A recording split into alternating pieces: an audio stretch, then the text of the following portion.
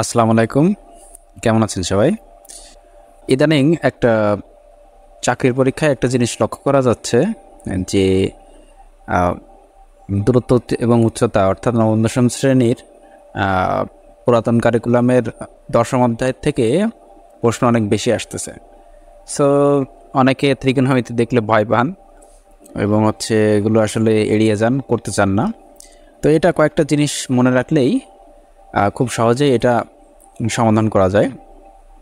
আজকে আমরা সেই ধরনের এমসিকিউগুলো দেখব এবং এই ভিডিওতেই এই সকল দূরত্ব এবং উচ্চতা সংক্রান্ত যে সকল সমস্যাবলীগুলো আছে সেগুলো সবগুলো সমাধান করব এবং আপনি আশা করি ভিডিওটা সম্পূর্ণটুকু দেখলে দূরত্ব উচ্চতার এক্সপার্ট হয়ে যাবেন। আর যারা এসএসসির স্টুডেন্ট আছে তাদের জন্য তো এটা খুবই গুরুত্বপূর্ণ, এখান থেকে এমসিকিউ প্রায় সময় আসে। ওকে, তাহলে চলুন শুরু করা যাক। তো প্রথমে 1 নম্বর কোশ্চেনটা আপনারা দেখতে পাচ্ছেন, বলছে একটি মিনারের উচ্চতা 60√3 মিটার এবং ছায়ার দৈর্ঘ্য 60 মিটার হলে অবনতি কোণ কত? আচ্ছা, প্রথম কথা হচ্ছে আপনি কয়েকটা জিনিস একটু বলে নিই। যদি প্রশ্নে সরাসরি উন্নতি কোণ বলা থাকে, ঠিক আছে, প্রশ্ন যদি সরাসরি উন্নতি কোণ বলা থাকে তাহলে আপনি ট্যান ব্যবহার করবেন, হ্যাঁ। আর যদি প্রশ্নে অবনতি কোণ বলা থাকে, অবনতি, হ্যাঁ। অবশ্যই এই ধরনের এমসিকিউ করার ক্ষেত্রে আপনি সবসময় একটা খাতা কলম নিয়ে বসবেন, তাহলে খুবই সুবিধা হবে এবং এই বিষয়গুলো আপনি নোট করে নেবেন। নোট করে নিলে আপনি পরবর্তীতে এই সকল জিনিসগুলো আপনি প্র্যাকটিস করলে, নোট অনুযায়ী প্র্যাকটিস করলে আপনার বিষয়টা ক্লিয়ার হয়ে যাবে, ঠিক আছে। আচ্ছা, অবনতি কোণ যদি সরাসরি বলা থাকে তাহলে আমরা সাইন ব্যবহার করব। ওকে, আর আরেকটা জিনিস আমাদেরকে আসবে, সেটা হচ্ছে কজ।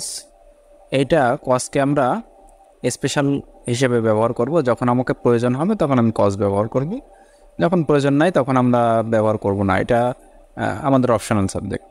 ওকে, আচ্ছা, তাহলে সবসময় দূরত্ব এবং উচ্চতা একটা ত্রিভুজকে কেন্দ্র করে কাজ করে। সেটা হচ্ছে একটা সমকোণী ত্রিভুজ, হ্যাঁ। সবসময় একটা সমকোণী ত্রিভুজকে কেন্দ্র করে কাজ করবে। ওকে, তাহলে সমকোণী ত্রিভুজের আমরা এইটাকে ধরবো হচ্ছে লম্ব, আর এটা হচ্ছে ভূমি, হ্যাঁ। আচ্ছা, আর এটা হচ্ছে অতিভুজ, এটা হচ্ছে অতিভুজ। ওকে, তাহলে দূরত্ব উচ্চতা নিয়ে আমার আলাদা একটা ভিডিও আছে, ভিডিওটা দেখলে আপনারা বিষয়টা ক্লিয়ার হয়ে যাবে। আশা করি ভিডিওটা দেখলে আপনারা দূরত্ব উচ্চতা সম্পর্কে সকল ধারণা পেয়ে যাবেন, ঠিক আছে। আচ্ছা, তাহলে এই কটা জিনিস আমাদেরকে মনে রাখতে হবে, তাহলে আমরা অঙ্কগুলো করতে পারবো। ওকে, তাহলে প্রথমে আমরা প্রথম যে এটা করতেছি, চলেন প্রথম অঙ্কটা করি আমরা। তো বলছে একটি মিনারের উচ্চতা 60√3 মিটার এবং ছায়ার দৈর্ঘ্য 60 ডিগ্রি হলে অবনতি কোণ কত? অবনতি কোণ আপনাকে বের করতে বলছে, তাহলে আপনি অবশ্যই কী নিয়ে আসবেন? সাইন। ওকে, তাহলে সাইন সমান সমান আমরা জানি,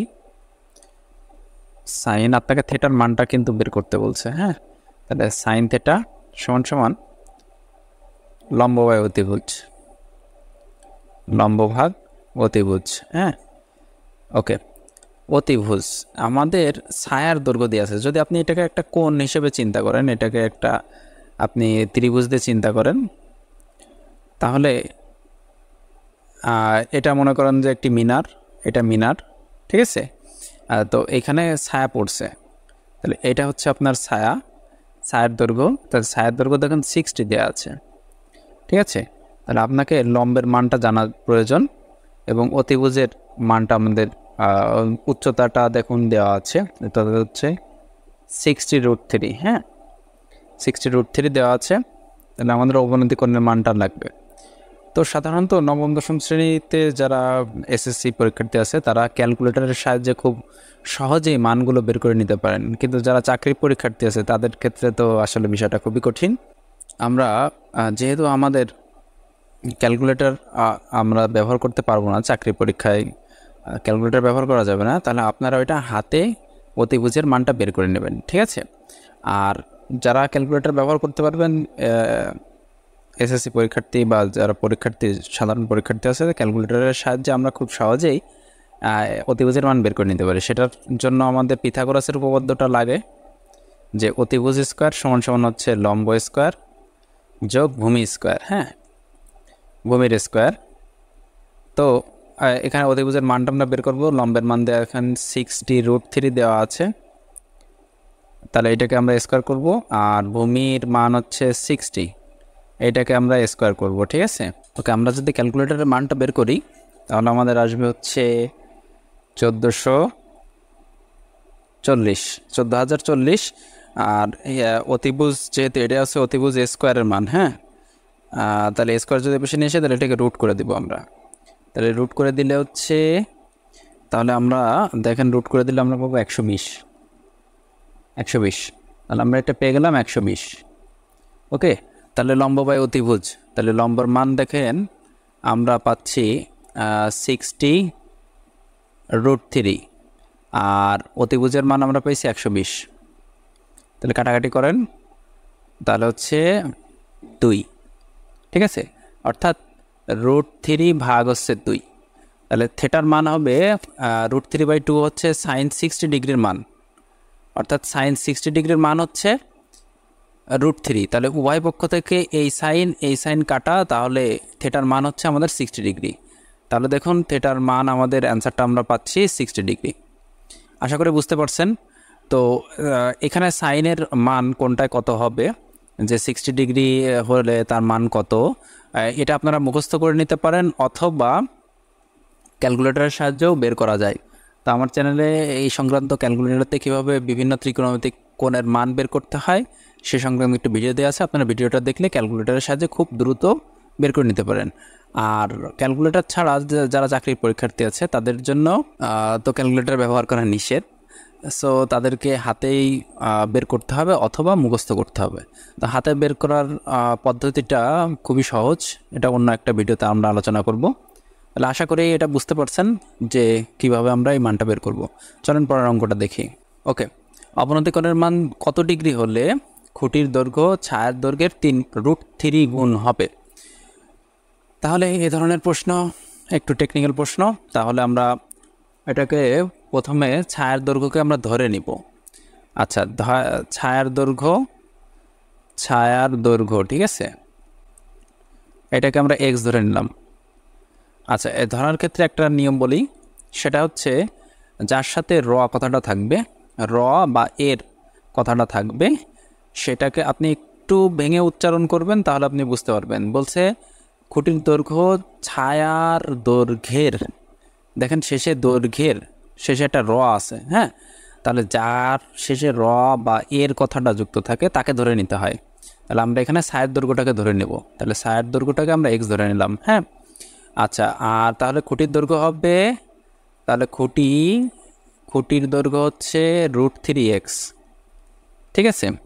তাহলে অবনতি কোণের মান কত? তাহলে অবনতি কোণ বললে আমি ফার্স্টে বলেছি সাইন আসবে, তাহলে সাইন সমান হচ্ছে লম্ব বাই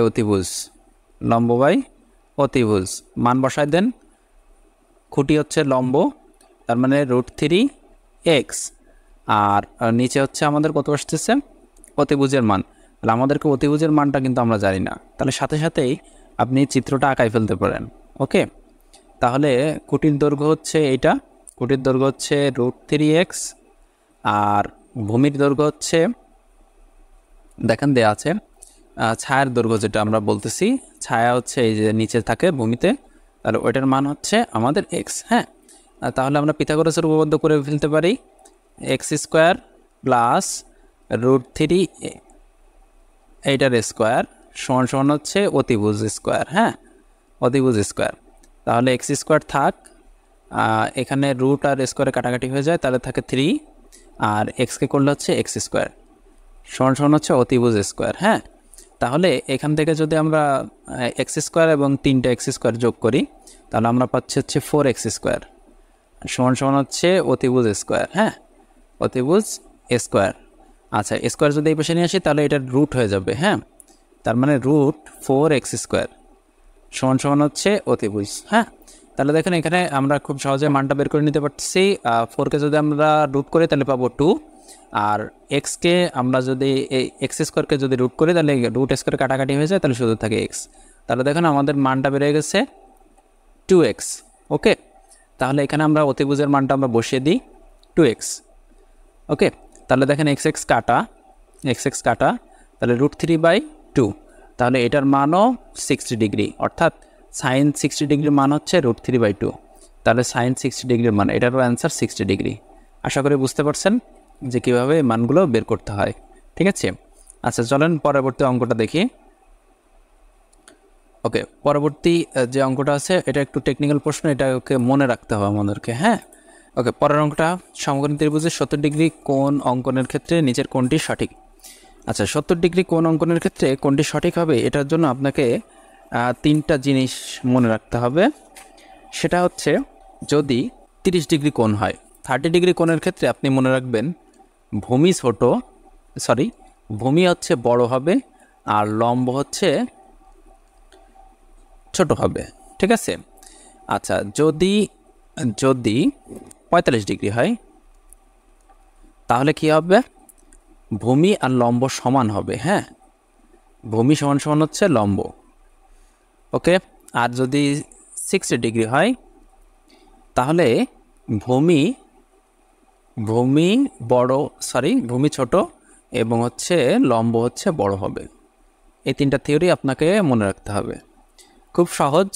দেখেন 30 ডিগ্রি কোণ যদি হয়, আপনি চিত্রটা একটু চিন্তা করেন, মনে করেন 30 ডিগ্রি। হ্যাঁ, তাহলে 30 ডিগ্রি কখন হয়, যখন এইটা অনেক দূরে যায়। ওকে, এটা যখন অনেক দূরে যায় তখন দেখেন কোণের পরিমাণ ছোট হয়ে যায়। ঠিক আছে, এই যে কোণটা আছে এটা দেখেন ছোট হয়ে যায়।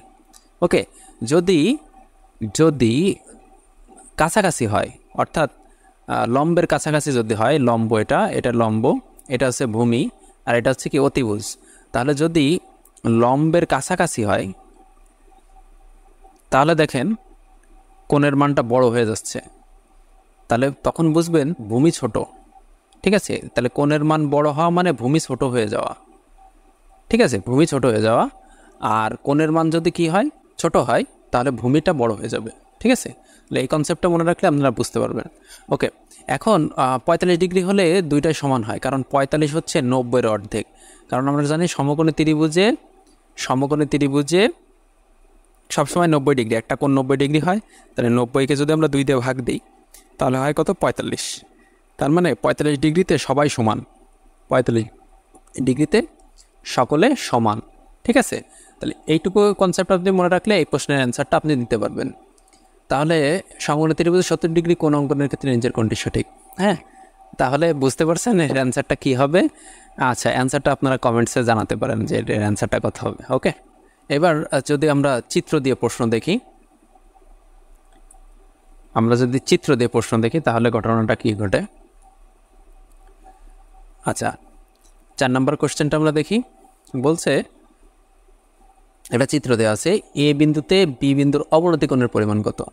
আচ্ছা, অবনতি কোণের পরিমাণ 60 ডিগ্রি দেওয়া আছে। তাহলে এইখানে এ বিন্দুতে দেখেন এইখানে একটা কোণ আছে এবং এই পাশে একটা কোণ আছে। হ্যাঁ, ওকে, তাহলে পুরোপুরি কোণটার মান হচ্ছে আমাদের, দেখেন চিত্রটা একটু ভালো করে আমরা বুঝি, তাহলে আপনি প্রশ্নের অ্যান্সারটা দিতে পারবেন। কারণ এখন বর্তমানে প্রশ্নের কিন্তু মান অনেক স্ট্যান্ডার্ড হয়ে গেছে এবং অনেক কঠিন হচ্ছে প্রশ্ন। হ্যাঁ, আপনাকে অনেক টেকনিক্যালি, আপনি যদি বেসিক জিনিসগুলো না জানেন তাহলে আপনার অ্যান্সার করাটা খুবই কষ্টকর। হ্যাঁ, আচ্ছা, তাহলে এইখানে 60 ডিগ্রি। ওকে, তাহলে এইখানে আপনি যদি চিত্রটাকে উল্টাই দেন তাহলে দেখেন এরকম হয় চিত্রটা। তাহলে এইটা হচ্ছে ডি, এইটা হচ্ছে এ, আর এ থেকে আমাদের এরকম যাচ্ছে, এটা হচ্ছে আমরা বি, আর এটা ছিল সি। তাহলে খেয়াল করুন এইখানে একটা লম্ব উৎপন্ন হয়েছে। ঠিক আছে, আর সেই কোণটা কিন্তু আমাদের এখানে ছিল। তাহলে আমরা জানি কোনো জায়গায় যদি লম্ব উৎপন্ন হয় তাহলে সেখানে 90 ডিগ্রি কোণ উৎপন্ন হয়। তাহলে 90 ডিগ্রির অর্ধেক দেখেন 60 ডিগ্রি পুরো করে ফেলছে, তাহলে এই কোণটার পরিমাণ হচ্ছে 60 ডিগ্রি।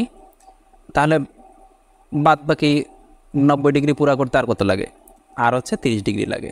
তাহলে এটার অ্যান্সার হচ্ছে 30 ডিগ্রি। তার মানে এটার মান হবে 30 ডিগ্রি। আশা করি বুঝতে পারছেন, খুব সহজ। আর এইভাবে আপনি চিন্তা করতে পারেন। আপনি আরও একটাভাবে চিন্তা করতে পারেন, শর্টকাট। আসলে আমি কখনো এমসিকিউ করার ক্ষেত্রে শর্টকাটটা প্রিফার করি না। কারণ হচ্ছে শর্টকাট আপনি যদি শিখেন তাহলে আপনাকে মুখস্থবিদ্যা আপনি করবেন। আর মুখস্থ যখনই করবেন, আপনি কত মুখস্থ করবেন? গণিত আসলে মুখস্থ করার জিনিস না। আপনি যদি লজিক বেসিকটা আপনি যদি বুঝতে পারেন, তাহলে খুব সহজে যে কোনো ধরনের প্রশ্ন আপনি হ্যান্ডেল করতে পারবেন, ঠিক আছে? কিন্তু আপনি যদি মুখস্থ করেন তাহলে অনেক নিয়ম আছে, হাজার হাজার নিয়ম আছে। আর সাধারণত আমি চেষ্টা করি যে একদম ডিটেইলসে বোঝাই দিতে। আপনি হয়তো ইউটিউবে বা ফেসবুকে বিভিন্ন ধরনের ভিডিও পাবেন যেখানে আসলে বিস্তারিত কোনো কিছু বলা থাকে না, শুধু সমাধানগুলোই ডাইরেক্ট করে যায়, ঠিক আছে? তো আমি সেরকম করি না। আমি চেষ্টা করি একদম ইন ডিটেলস আপনাদেরকে বোঝানোর জন্য। এই কারণে আমার ভিডিওগুলো একটু বড় হয় এবং হচ্ছে এগুলো হয় বিদঘুটে টাইপের হয়। তো আশা করি যদি একটু ভালো করে বোঝেন তাহলে আপনারা যে কোনো ধরনের কোশ্চেনের অ্যান্সার করতে পারবেন, ঠিক আছে? আচ্ছা, তো এখানে শর্টকাটে যে কথাটা বলছিলাম, একটা ত্রিভুজের টোটাল কোণের পরিমাণ হচ্ছে 180 ডিগ্রি, ঠিক আছে? একটা ত্রিভুজের, যে কোনো ত্রিভুজের, সে যত বড়ই ত্রিভুজ হোক আর যত ছোট ত্রিভুজ হোক, একটা ত্রিভুজের টোটাল কোণের পরিমাণ হচ্ছে 180 ডিগ্রি। তাহলে এ বি সি যদি একটা ত্রিভুজ হয়, তাহলে অলরেডি ইনি 90 ডিগ্রি হোল্ড করে বসে আছে, ঠিক আছে? ইনি 90 ডিগ্রি দখল করে বসে আছে। তাহলে 180 থেকে 90 ডিগ্রি চলে গেল, তাহলে আর বাকি থাকলো কত ডিগ্রি? 90 ডিগ্রি।